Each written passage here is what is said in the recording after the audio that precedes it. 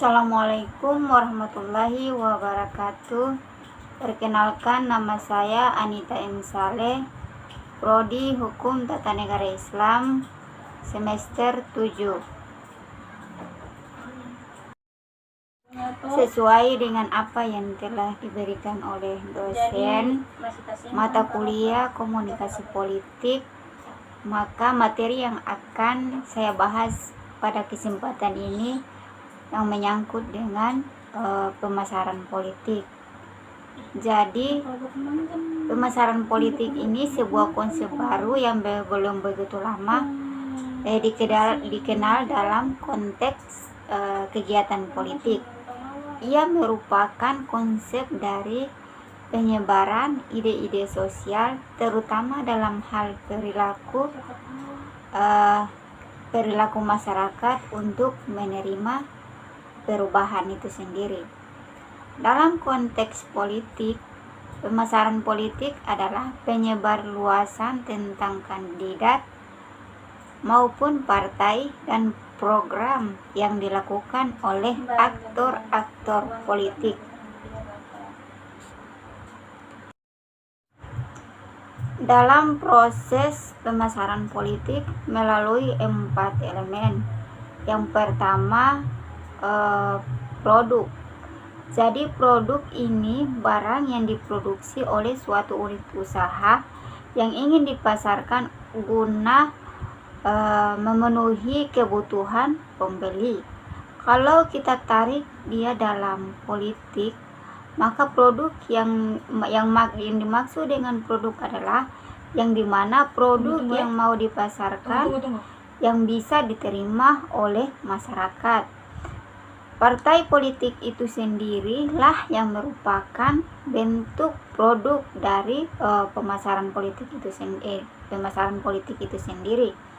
Semisalnya gambar logo, visi maupun program yang nanti akan dijalankan oleh para kandidat.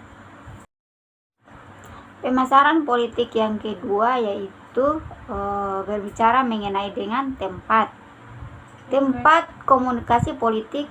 Dalam komunikasi politik, tempat ini disebut dengan istilah ruang publik. Jadi misalnya yang dimaksud dengan ruang publik itu di mana tempat yang akan dipasarkan partai politik itu sendiri. Misalnya media massa yang dapat memasarkan partai serta cita-cita dari program seorang kandidat. Jadi tempat yang bisa dipakai untuk partai itu sendiri, misalnya di televisi, radio maupun surat kabar. Dan yang terakhir adalah promosi. Promosi adalah usaha yang dilakukan untuk menarik perhatian para pembeli melalui teknik berkomunikasi, baik melalui media massa, media cetak, maupun komunikasi antara pribadi.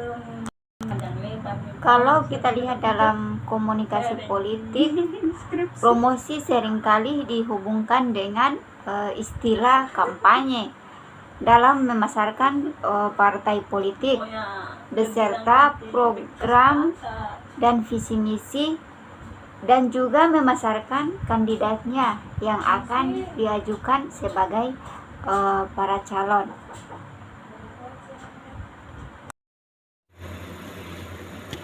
Yang ketiga adalah harga.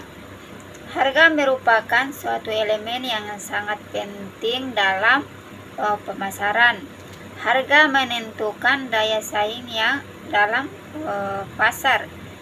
Misalnya sebuah produk yang berkualitas maka memiliki harga yang lebih tinggi dibandingkan produk yang kualitasnya rendah, maka harganya juga rendah.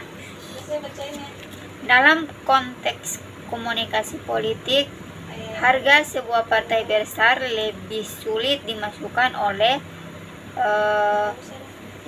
oleh para calon yang ingin maju sebagai konteksnya.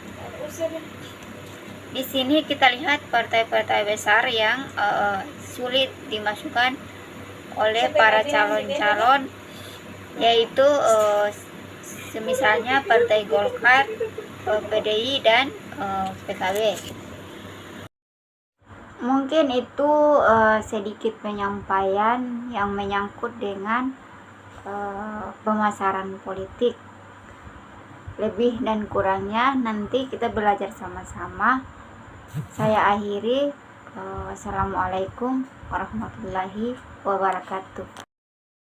Mungkin itu sedikit penyampaian yang menyangkut dengan pemasaran politik. Lebih dan kurangnya nanti kita belajar sama-sama. Saya akhiri. Wassalamualaikum warahmatullahi wabarakatuh.